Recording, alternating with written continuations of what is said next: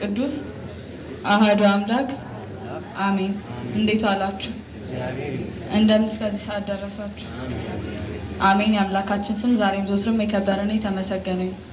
ኃይል ሲገለጥ እያልን በሥላሴ ስም አብረን እንበል። ኃይል ሲገለጥ በሰማይ ኃይል ሲገለጥ በሰማይ አቤት ማን ይቆም ይሁን ከፊት ማን ይቆም ይሁን ማን ይቆም ይሁን ከፊት ማን ይቆም ይሁን ከፊት ማን ይቆም ይሁን ከፊት ማን ይቆም ይሁን አቤት እንደ መለከት ሲነፋ አዋጅ ሲታወጅ በይፋ ጻድቃን ሲጠሩ ለሰላም እንዲሆን የእኛ ፈታ ኃይል ሲገለጥ በሰማይ ኃይል ሲገለጥ በሰማይ አቤት ማን ይቆም ይሁን ከፊት ማን ይቆም ይሁን ከፊት ማን ይቆም ይሁን ማን ይቆም ይሁን ከፊት ማን ይቆም ይሁን ማን ይቆም ይሁን ከፊት ማን ይቆም ይሁን አቤት መላእክት ሰማዩን ሲያርሱት ቀድመው ሲሰሙ መባረክት ያልታየና ያልተሰማ ድምፅ ሲሰማ ከራማ ኃይል ሲገለጽ በሰማይ ኃይል ሲገለጽ በሰማይ አቤት ማን ይቆም ይሁን ከፊት ማን ይቆም ይሁን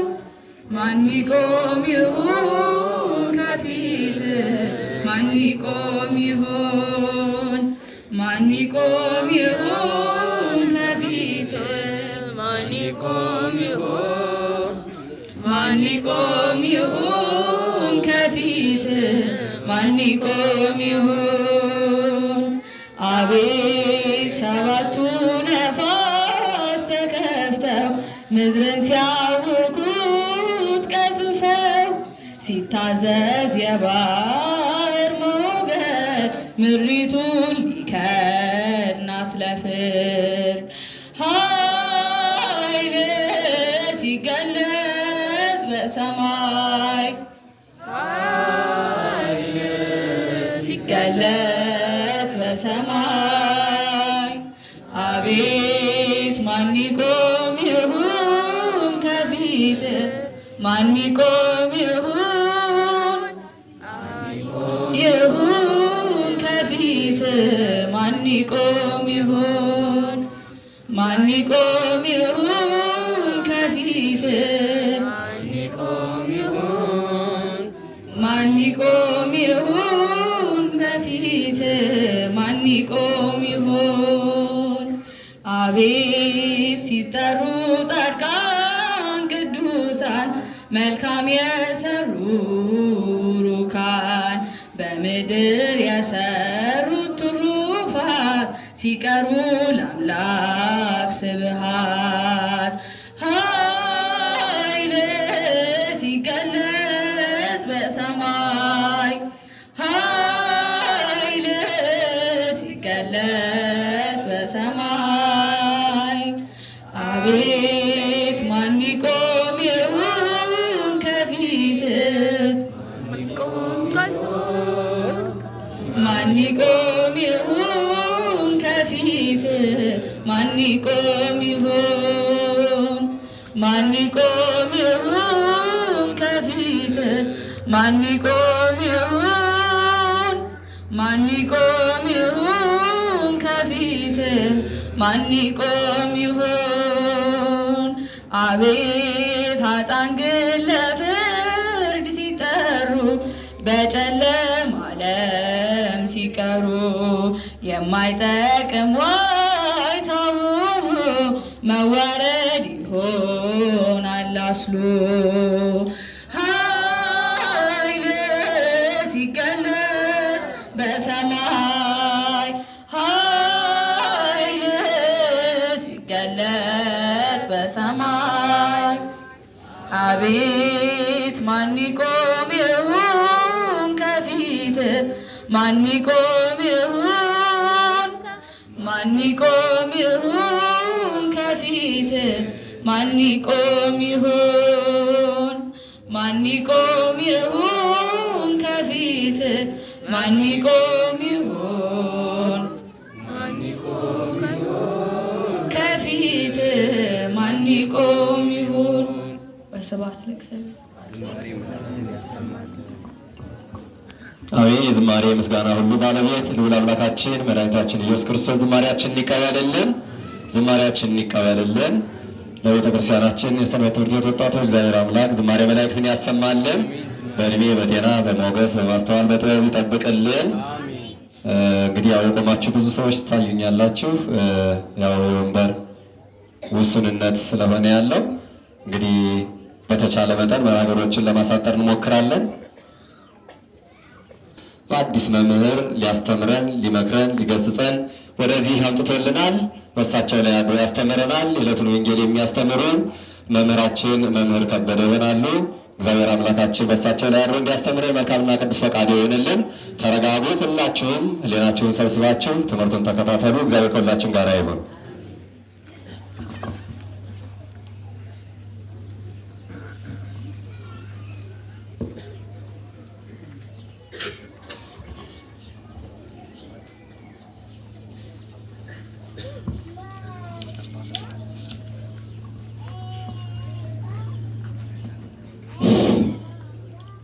በስመ አብ ወወልድ ወመንፈስ ቅዱስ አሐዱ አምላክ አሜን።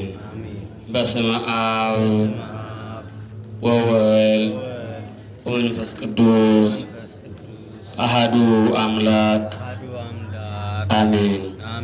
በስመ አብ ወወልድ ወመንፈስ ቅዱስ አሐዱ አምላክ አሜን። የተከበሩ መላከ ታቦር መሰረት ጥበቡ የዚህ ደብር ዋና አስተዳደር፣ የተከበሩ መላከ ጽዮን ቀሲስ እርሳሱ የዚህ ደብር ዋና ጸሐፊ፣ የተከበሩ ሊቀ ሰዓት መምህር ሞገስ የዚህ የደብሩ ዋና ቁጥጥር፣ የተከበሩ መጋቢ አዲስ መምህር አንዳር፣ የተከበራችሁ ካህናተ ቤተ ክርስቲያን ሊቃውንት፣ ዲያቆናት፣ አባቶች፣ እናቶች፣ እህቶች እንዲሁም እግዚአብሔር የሚወዳችሁ ሕፃናት፣ ሰንበት ተማሪዎች በእግዚአብሔር ፍጹም ሰላም እንደምን አላችሁ? እንደምን ቆያችሁ? እንደምን ከረማችሁ? አሜን። አምላካችን እግዚአብሔር ይህን ጊዜ ባርኮና ቀድሶ የሰጠን የአባቶቻችን የቅዱሳን አምላክ ልዑለ ባህሪ ቅዱስ እግዚአብሔር ስሙ የተመሰገነ ይሁን። የእመቤታችን የቅድስት ድንግል ማርያም አማላጅነት፣ የቅዱሳን የጻድቃን የሰማዕታት ምልጃና ጸሎት፣ የቅዱሳን መላእክት ተራዳይነት ከሁላችን ጋር ይሁን። እንግዲህ እግዚአብሔር በወደደውና በፈቀደው መልኩ ዛሬ የምንማርበት የትምህርታችን ርዕስ የሚሆነው በዮሐንስ ወንጌል ምዕራፍ 3 ቁጥር 3 ላይ ባለው ኃይለ ቃል እንማማራለን። አማን አማን እብለከ ዘይተወልደ ዳግም እማይ ወመንፈስ ቅዱስ ኢይክል በውያ ውስተ መንግሥተ እግዚአብሔር። አዎ ኢየሱስም መልሶ እውነት እውነት እልሃለሁ ሰው ዳግመኛ ካልተወለደ በቀር ወደ እግዚአብሔር መንግሥት ሊገባ አይችልም። ይህንን ኃይለ ቃል የተናገረው አምላካችን እግዚአብሔር ሲሆን በወቅቱ ከማመን ለዘገየው በሌሊት እግሩ ስር መጥቶ ለሚማረው ከ72ቱ አርድእት አንዱ ለሆነው ለኒቆዲሞስ ነው። ይህንን ኃይለ ቃል የጻፈው ከጻፋቸው ከአምስቱ መጻሕፍት አንደኛው ተብሎ ሰማያዊ ወንጌል ስለ ሰማይ በደንብ የሚናገረው ስለ ምስጢረ መለኮትም ገልጦ የሚያስተምረው ይህ ዮሐንስ ወንጌል ነው። ዮሐንስ ማለት ቁጽረ ቅርጽ ማለት ነው። ዮሐንስ ማለት ፍቁረ እግዚእ ማለት ነው። ዮሐንስ ማለት ታዎሎጎስ ማለት ነው። የቅዱስ ዮሐንስ ሬት በረከት ከሁላችን ጋር ይሁን። አዎ እውነት እውነት እልሃለሁ የሰው ልጅ ዳግመኛ ካልተወለደ በቀር ወደ እግዚአብሔር መንግሥት ሊገባ አይችልም። ይህ ከቁጥር 1 ላይ ስናየው ይህ ከፈሪሳውያን ወገን የአይሁድ አለቃ የተባለው ኒቆዲሞስ የሚባል መምህር ነው። መምህረ ገማልያ ስር ቁጭ ብሎ የተማረ የአይሁድ ሊቅ ነው። ታዲያ ጌታ በሚያስተምርበት ሰዓት ላይ ተደብቆ በሌሊት ወደ ጌታ እየመጣ ይማር ነበረ። ስለምን በሌሊት ሊማር መጣ ቢሉ እንግዲህ የአይሁድ ሊቅ ነው፣ እንዴት መምህር ነኝ እያለ ይማራል ብለው እንዳያሙት ለክብሩ ፈልጎ ተጠንቅቆ ነው። አንድም በጌታ በሚያስተምርበት መድረክ ላይም ማንም እንዳይገኝ የሚገኝ ማንም ከአይሁድ ወገን ከጉባኤ ይገለል የሚል መመሪያ ነበራቸውና ይህንን መከራ በሱ ላይ እንዳይደርስ ልቦናው ከማመን የዘገየ ነውና በሌሊት እየሄደ ጌታ ዘንድ ተደብቆ ይማር ነበረ። ለዚህም ነው ኒቆዲሞስ የሚባል አንድ ሰው ነበረ። እርሱም በሌሊት ወደ ኢየሱስ መጥቶ መምህር ሆይ እግዚአብሔር ከእሱ ጋር ከሆነ በቀር አንተ የምታደርጋቸው እኒህ ምልክቶች ሊያደርግ የሚችል የለምና መምህር ሆይ ከእግዚአብሔር ዘንድ እንደመጣ እናውቃለን አለው። እንግዲህ አስቡት፣ ሁላችንም በአንድ ሆነን እንማማር። የእግዚአብሔር ሰላም ከሁላችን ጋር ይሁን።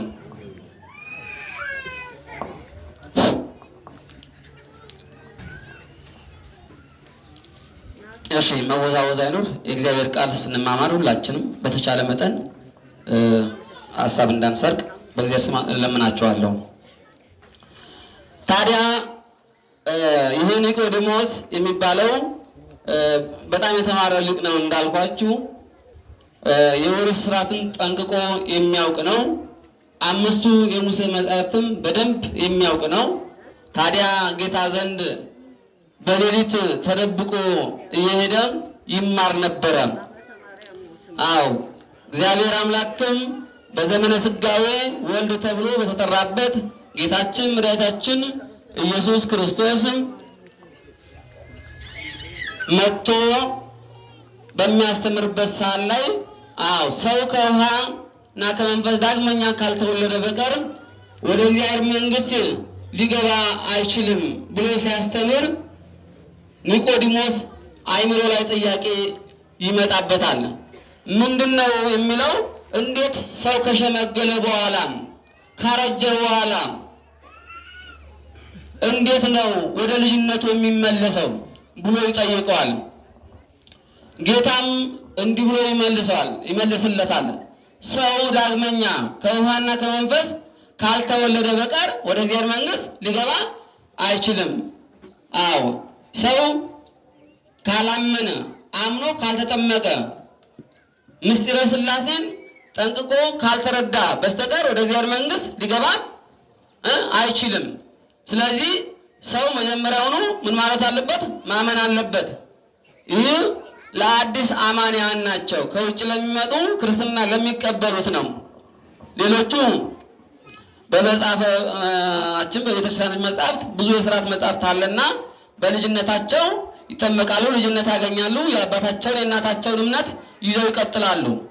ይህ ከውጭ ለመጡ ለኢአማናውያን ከአሕዛብነት ወደ ክርስትና ለመጡ ለነሱ ምስጢረ ሥላሴ ጠንቅቆ ማወቅ መከተብ የሥላሴ አንድነትን ሦስትነትን በደንብ መማር እንዳለባቸው ሳይጠይቀው ሰው ዳግመኛ ከውሃና ከመንፈስ ካልተወለደ ወደ እግዚአብሔር መንግስት ሊገባ አይችልም።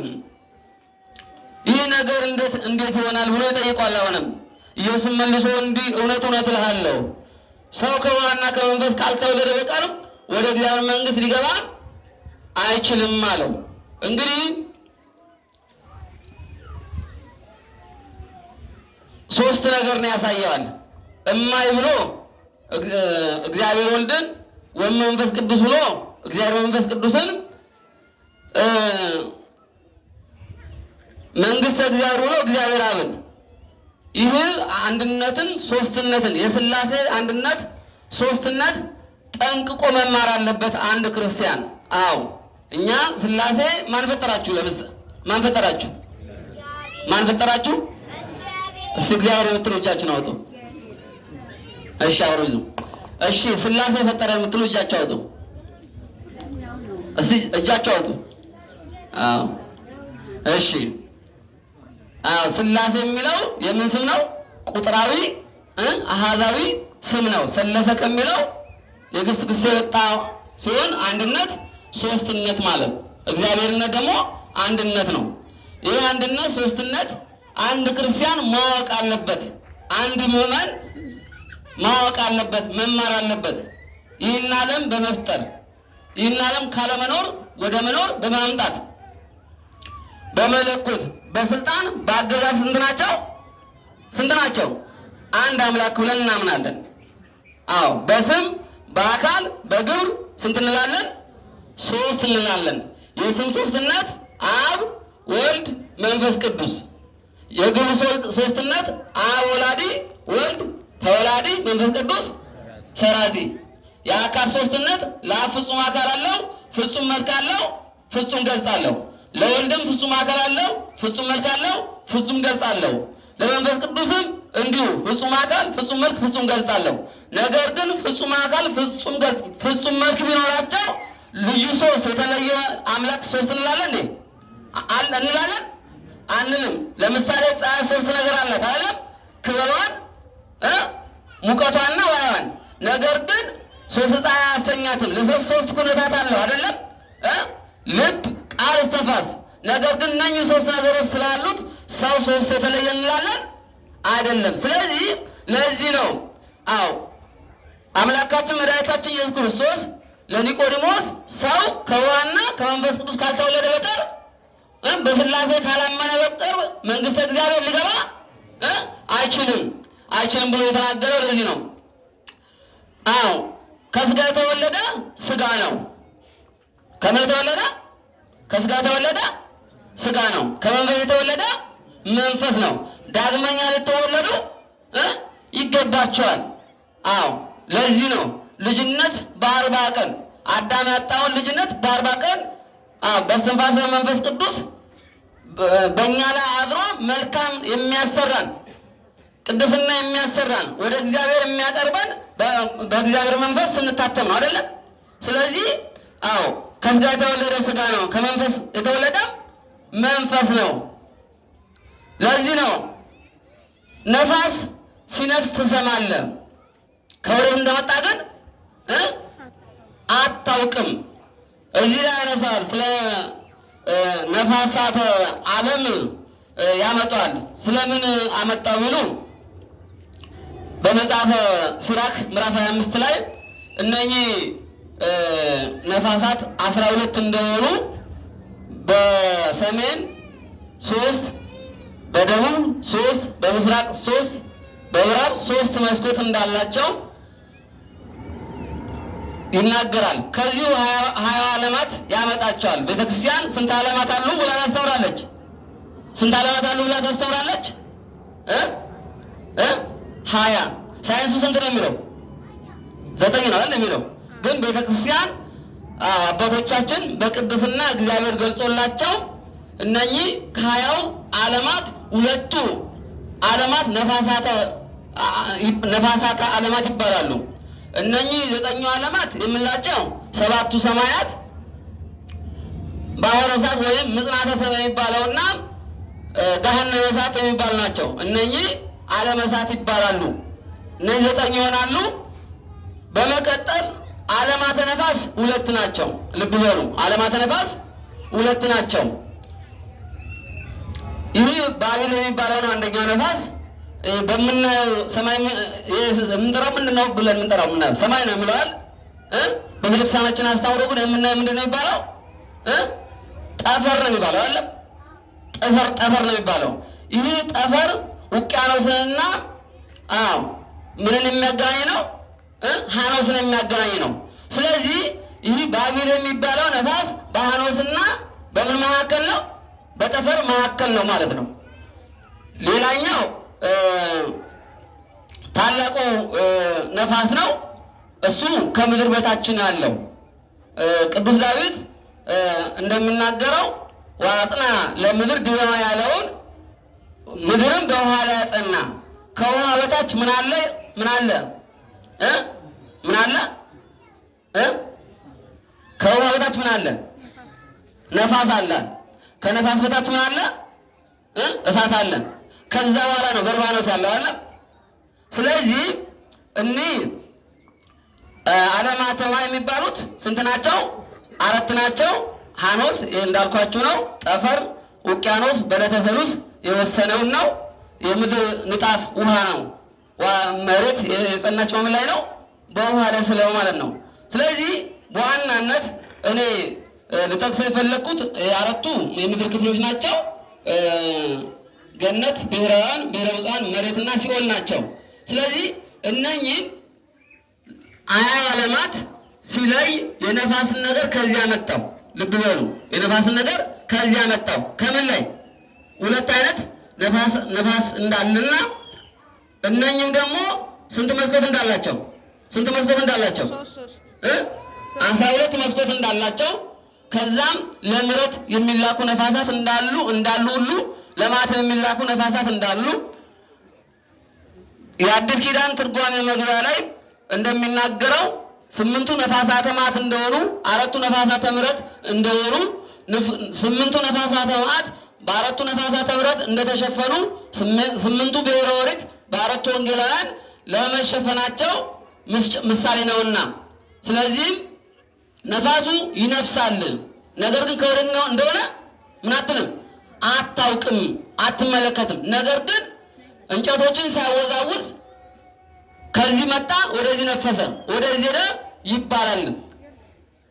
ከእግዚአብሔር የተወለደ እንደዚሁ ነው። ከእግዚአብሔር ልጅነት ስናገኝ በሚዳሰስ ነገር፣ ለምሳሌ ጸበል እንጠመቃለን አለ፣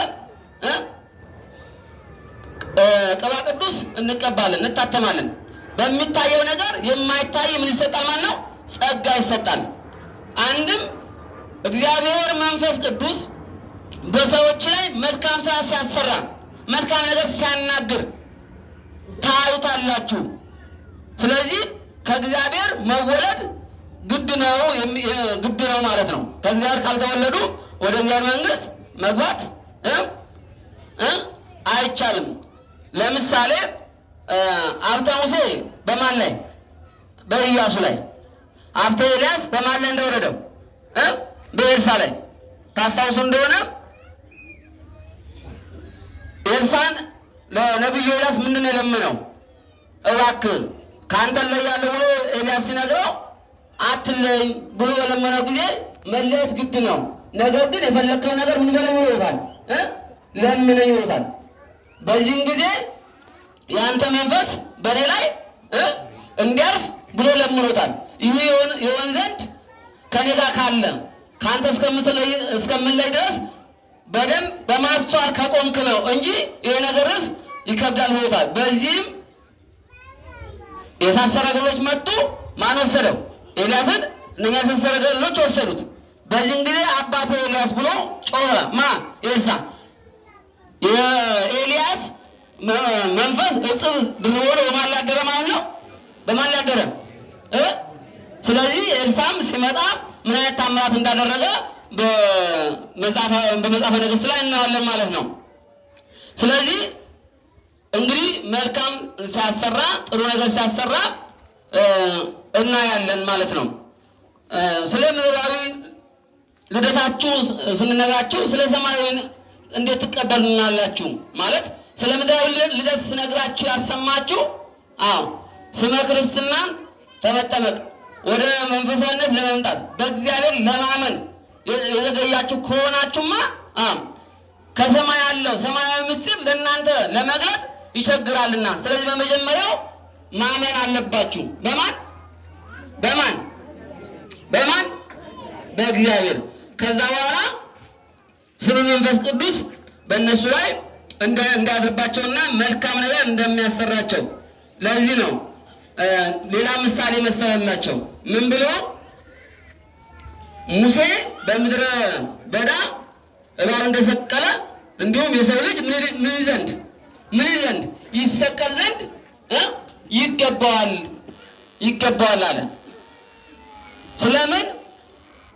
ክርስቶስ ይህንን ዓለም ለማዳን ከሰማይ ሰማያት ወርዶ ከእመቤታችን ከቅድስት ድንግል ማርያም ተወልዶ ከስጋዋ ስጋ ከነፍሷ ነፍስ ነስቶ ይህንን ዓለም ያዳነበት ዓለም ከፈጠረበት ጥበቡ ይልቅ ዓለምን ያዳነበት ጥበቡ እንደምን የበዛ ፍቅር ሳቦ ለወልድ አያል መንበሩ ወአብጽሖ እስከ ለሞት ፍቅር አያል ከዙፋኑ ወልድም ማረው ሳበው እስከ ሞትም አደረሰው የሚላለና ወልደ እጓለ እማሕያው ኢየሱስ ክርስቶስ ሙሴ አርብ በትር በበረሃ ላይ እንደሰቀለ እንዲሁም የሰው ልጅ ይሰቀል ዘንድ አለውና ብሎ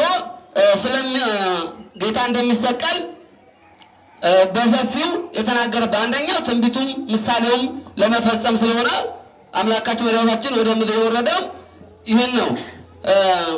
በአንድ ጊዜ ሙሴ እስራኤልን እየመራ እያለ በረሃ ሲደርሱ ቀን ፀሐይ እንዳያቃጥላቸው በደመና ሌሊቱን ደግሞ በብርሃን እየሄዱ ከሰማይ መና እያወረደላቸው እየበሉ አንጎራጎሩ። በአንድ ሙሴ ውሃ ጠማን አጠጣን እያሉ ተጨቃጨቁት። የእግዚአብሔርንም ስጦታ ናቁ። በዚህን ጊዜ እግዚአብሔር ተቆጣ በእነሱ ላይ። ናዝር የሚባል እባብ አስነስቶ አሳድፏቸዋል። ይህ የበረሃ እባብ ነው። ብዙዎቹ ሞቷል። ሙሴ አለቅን እኮ እባክህ አድነን ብለው በለመኑ ጊዜ ሙሴ ወደ እግዚአብሔር ለምኗል፣ ጸልዮአል። ምን ብሎ? እባክህ አድናቸው ብሎ። በዚህን ጊዜ እግዚአብሔር ለሙሴ ትእዛዝ ሰጥቶታል። ምን የሚል? ከናስ እባብ ስራና በዓላማ ላይ ስቀል፣ ደቦ የጸናባቸው ድምፁን እየሰሙ እንዲድኑ፣ ደቦ ያጸናባቸው ደግሞ ደቦ የጸናባቸው ድምፅ ፊት ለፊት ሆነው ቀርበው አይተውት በዓላማ እየተመለከቱ እንዲድኑ፣ ደዌ ያጸናባቸው ደግሞ ድምፁን ሲሰሙ ይፈወሱ ብሎ ለሙሴ ሰጥቶታል። ይህ ምሳሌ ነው። አርብ በትር የዲያብሎስ ምሳሌ ነው። የናሱን ደግሞ የማን ምሳሌ ነው?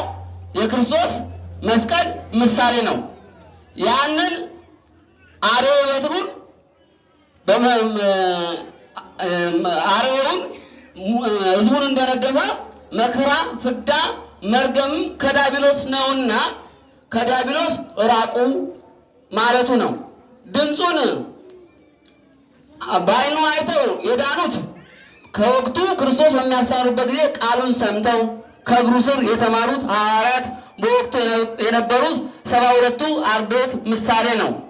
ድምፁን ሰምተው ያሉት ዛሬም በመምህራን በተለያዩ አበው አባቶች ሰምተው አምነው ንስሐ ገብተው ሥጋው ወደሙ ተቀብለው የሚያምኑ ምዕመናን ምሳሌ ነውና፣ ስለዚህም ሁላችንም በእግዚአብሔር ካመንን እንደምንድን በሽታም መከራም ሁሉ በመስቀሉ ብንዳሰስ ጸበሉ ብንጠጣ በእግዚአብሔር ፊት የምንባረክ መሆናችንን የሚያሳየን ነው። ስለዚህ ያንን በወቅቱ ናሱ ተሰቅሎ እነሱ ድነዋል። ጌታም በመስቀሉ ላይ ተሰቅሎ ይህንን ዓለም ምን ብሎታልና አድኖታልና። ስለዚህ መስቀል ቤዛችን ነው። መስቀል የነፍሳችን አይሁድ ይክዱታል፣ እኛ ግን እናምናለን። ያመንነው ደግሞ እኛ በመስቀሉ ድነናልም ያለው ለዚህ ነው። ስለዚህ በመስቀሉ የተከፈለው ቤዛነት ለዘላለም ጸንቶ የሚኖር ከአዳማዊ ጠባይ ከውርስ ኃጢአት ያነጻል።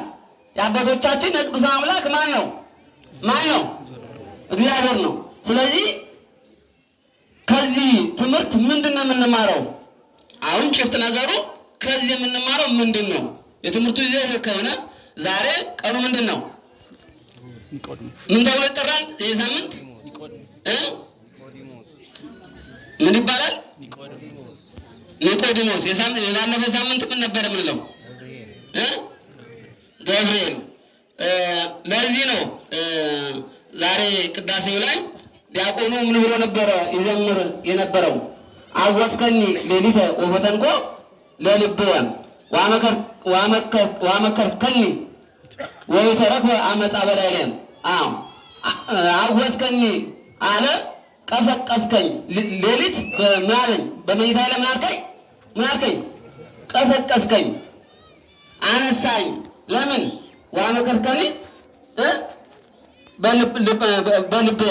በልቤም እንዳስብ አደረከኝ። ስለዚህ ወንጌሉም ዛሬ ኒቆዲሞስ ስንተኛ ሳምንት ነው? ሰባተኛ። የመጀመሪያ ሳምንት ምን ነበረ? ዘወረደ አይደለም? ሁለተኛ ዘወረደ የጌታችን አምላካችን መውረዱን የምናይበት አይደለም? ቅዱስ ቤተ መቅደሱን የቀደሰበት ነው አይደለም? ከዛስ ምኩራብ አይደለም? ያጸዳበት ነው። መጥፎ አስተሳሰብ ያለውንም የኦሪት የወንጌል ጸር የሆነውን ትምህርት በቅድስና ያጸዳበት ትምህርት እንደሆነ የምንባልበት ነው። አራተኛው መጻጉዕ አይደለም? 38 ዓመት ታሞ የነበረው ምን አለበት? አልጋን ይዘህ ተነሳ ያለበት። አምስተኛው ደብረ ዘይት ምጽአቱን የተናገረበት። ስድስተኛው ገብርኤል ስለ ታማኝ ባሪያ፣ መልካም የሚሰራ ባሪያ፣ የሚያገለግል ባሪያ የታመነ ከሆነ በእግዚአብሔር መንግስት እንደሚሾም አይደለም? ዛሬ ደግሞ ምንድነው? ኒቆዲሞስ። ቀጣይ ደግሞ ምን ይባላል? ሆሳዕና ማለት ነው። ይህ ታላቁ ሊቅ ቅዱስ ያሬድ የሰየማቸው 8ቱም ሳምንታት በዚህ ነው ማለት ነው። ስለዚህ ኒቆዲሞስ ትምህርቱ በአጠቃላይ ጭብጥ ሀሳቡ ምንድነው? ሰው ካላመነ ካልተጠመቀ ምስጢረ ሥላሴ መርምሮ ካላወቀ እንደማይድን ዳግም ልደት እንዳለ የሰው ልጅ ስንት ልደት አለው? ሁለት ልደት አለው አይደለ? እንኳን ለእኛ ተውና ዘመን የሚያቆጠርለት መለኮቱ ራሱ ዘመን በሰው በእመቤታችን ስጋ ከስጋ ከነሷ ነፍስ ነስቶ ዘመን ተቆጥሮለት ሁለት ልደት አለው ብለን እናምናለን አይደል? እምቅድመ ዓለም ያለ እናት ከእግዚአብሔር አብ አይደለም? ድኅረ ዓለም ደግሞ ያለ አባት ከማን? ከእመቤታችን። እኛም ደግሞ ከእናት ከአባት እንወለዳለን። ይህ ስጋዊ ልደት ማለት ነው። ከስጋ የተወለደ ስጋ ነው ያለው ማለት ነው። ሌላው ደግሞ በቤተ ክርስቲያናችን ልጅነት ስናገኝ በልጅነት ስንከብር መንፈስ ቅዱስ በእኛ ላይ አድሮብን ልጅነት ስናገኝ ያኔ ምን እንላለን? ከእግዚአብሔር ተወለድን እንባላለን ማለት ነው። ስለዚህ ቤተክርስቲያን ደግሞ መንፈስ ቅዱስ ምን ትለናለች? ታሰጠናለች አለ።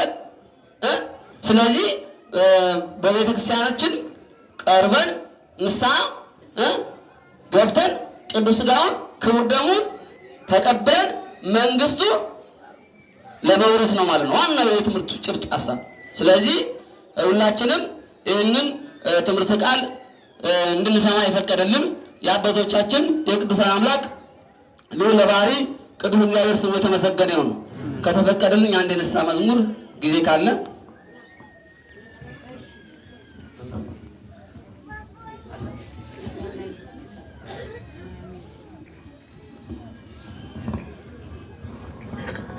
እሺ። ምዕመናኖች አንዴ ቆም በሉና የንስሐ